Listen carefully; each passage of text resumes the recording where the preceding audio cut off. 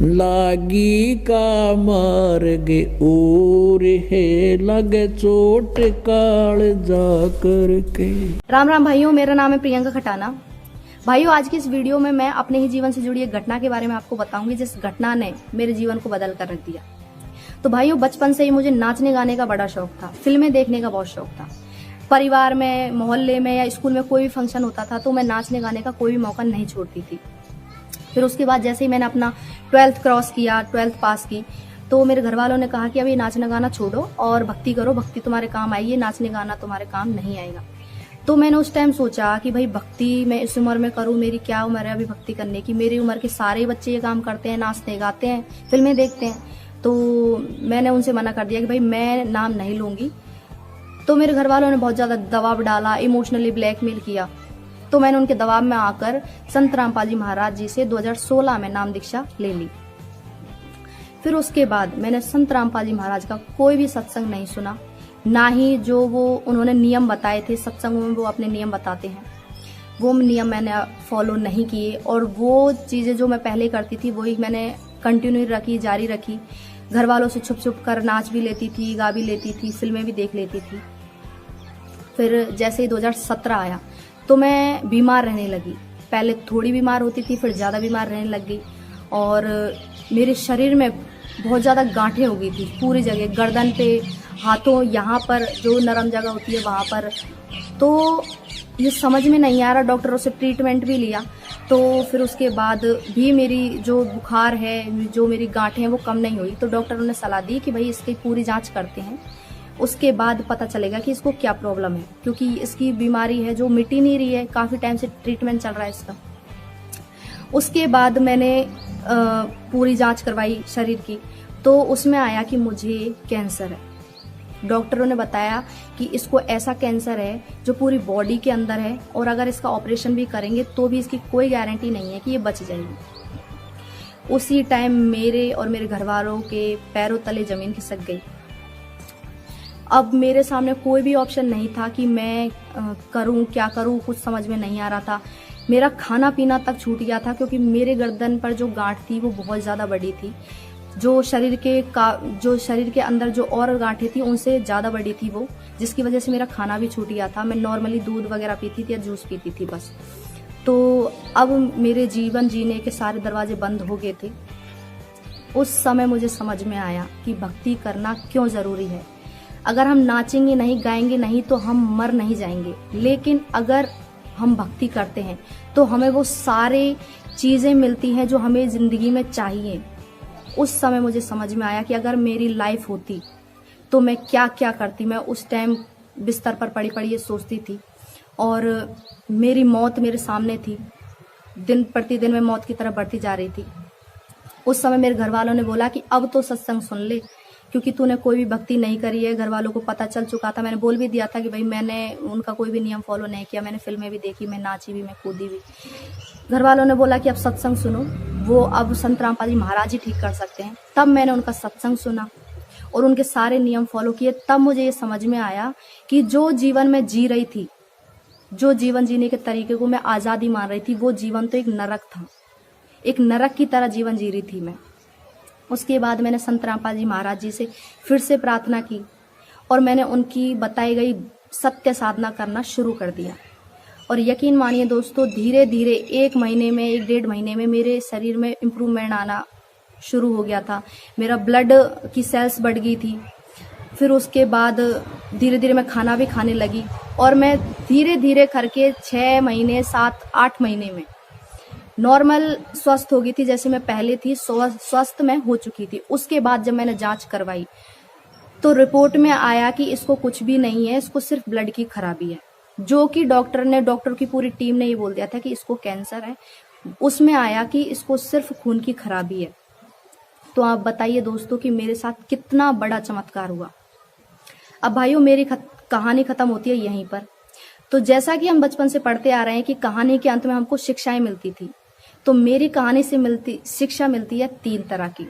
पहली ये कि जो लोग ये बोलते हैं कि माँ बाप ही भगवान होते हैं, माँ बाप की सेवा करो मोक्ष मिलेगा, संतों के पास जाने से कोई फायदा नहीं है, संत रामपाल जी महाराज कोई भगवान नहीं है। तो भाइयों, मैं उन लोगों के लिए कहना चाहती हूँ कि माँ बाप हमारे लिए आदरणीय हैं, उनकी वजह से हम ये दुनिया देख रहे हैं, और उनका शायद हम मरते दम तक उनका ये आभार नहीं चुका पाएंगे, उनका ये एहसान नहीं चुका पाएंगे, मरते दम तक आभारी रहेंगे, जिनकी वजह से हम इस दुनिया में आए और ये दुनिया देखी। लेकिन भाइयों, एक बात याद रखना कि माँ बाप भगवान नहीं होते। फॉर एग्जाम्पल, मेरे साथ ऐसा हुआ कि मेरे माँ बाप मुझे बहुत ज़्यादा प्यार करते हैं, आज भी करते हैं, लेकिन मेरे जो माँ बाप हैं वो मुझे बचा नहीं सकते थे। वो मजबूरी बस मेरे ही आगे रोते थे कि भाई हमारी बेटी मरने जा रही है, लेकिन वो मेरे जीवन नहीं बचा सकते थे। और मैं आपको बता दूं कि मेरे माँ बाप मुझे बचपन से ही बहुत ज़्यादा लाड प्यार से रखा। मेरा परिवार बहुत साधारण परिवार है, मैं किसान की बेटी हूँ, लेकिन फिर भी मेरे घर वालों ने मुझे हैसियत से ज़्यादा अच्छा रखा। अच्छा स्कूल, अच्छे कपड़े, और ये फ़ोन जिसमें मैं वीडियो इस वक्त बना रही हूँ। तो फिर उसके बाद मेरे पास में कोई भी ऑप्शन नहीं था। माँ बाप भी रो रहे थे, लेकिन मेरे माँ बाप मुझे बचा नहीं सके। तो एक बात सिद्ध होती है कि माँ बाप भगवान नहीं होते, भगवान भगवान होते हैं, और माँ बाप भगवान।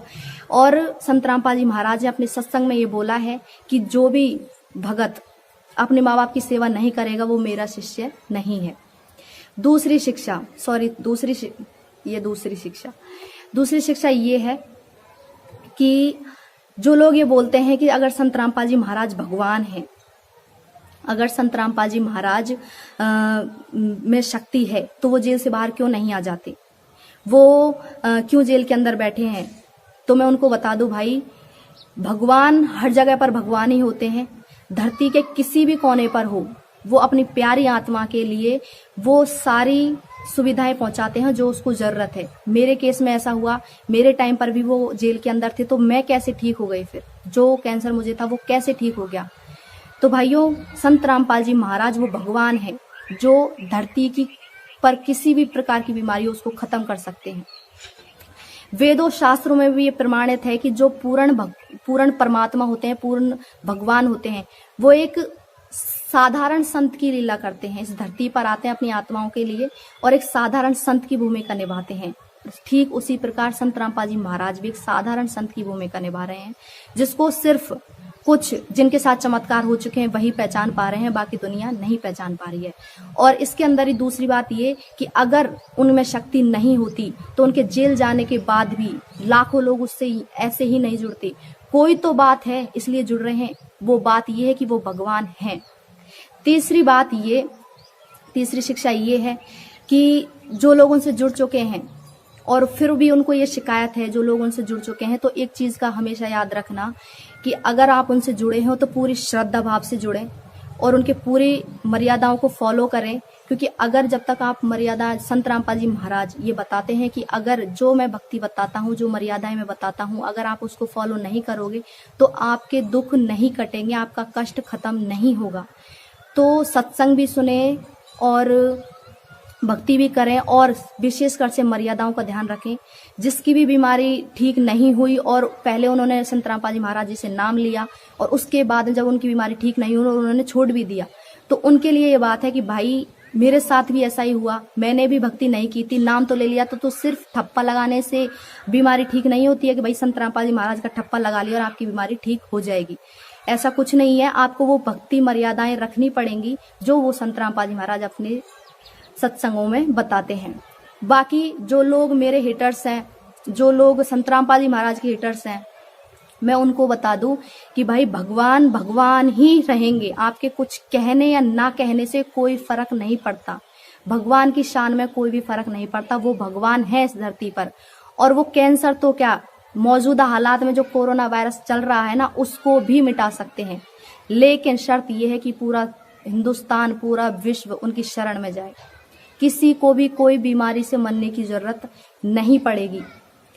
अब ऐसा तो नहीं है कि जो लोग ये कहते हैं कि भाई मरते तो सभी हैं, जिसका काल है वो तो आएगा ही, लेकिन हमारे संत रामपाल जी महाराज एक गारंटी देते हैं कि बाप के आगे बेटा नहीं मरेगा।